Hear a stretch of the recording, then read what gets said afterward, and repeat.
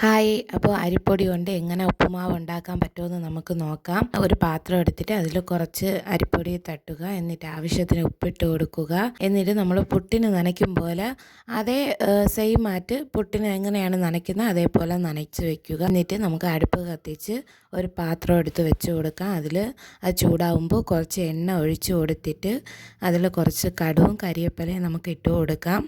എന്നിട്ട് സവാള, മുളക്, ഇഞ്ചി, നമ്മൾ ഉപ്പുമാവിന് എങ്ങനെയാണോ അരിയുന്നത് അത് അങ്ങനെയുള്ള എല്ലാ സാധനവും നമുക്ക് ഇട്ട് കൊടുക്കാം. നമ്മൾ ഇത്രയേ ഇട്ടുന്നുള്ളൂ. എന്നിട്ട് നനച്ച് വെച്ചിരിക്കുന്ന മാവ് ഉള്ളി ഇങ്ങനെ മൂത്ത് വരുമ്പോൾ അതിലോട്ട് ഇട്ട് മിക്സ് ചെയ്ത് കൊടുക്കണം. എന്നിട്ട് അടച്ച് വെക്കണം. ഇടയ്ക്കിടയ്ക്ക് ഇതേപോലെ തുറന്ന് മിക്സ് ചെയ്ത് കൊടുക്കണം, അല്ലെങ്കിൽ അടി പിടിച്ച് കരിഞ്ഞു പോവും. ഉപ്പുമാവ് അങ്ങനെ റെഡി ആയിട്ടുണ്ട്. ഉപ്പുമാവ് ഇഷ്ടപ്പെടുന്നവർക്ക് ഇതും ഇഷ്ടപ്പെടും. നിങ്ങളിത് ട്രൈ ചെയ്ത് നോക്കണം. ഇന്നത്തെ വീഡിയോ ഇത്രേ ഉള്ളൂ. ടാറ്റാ.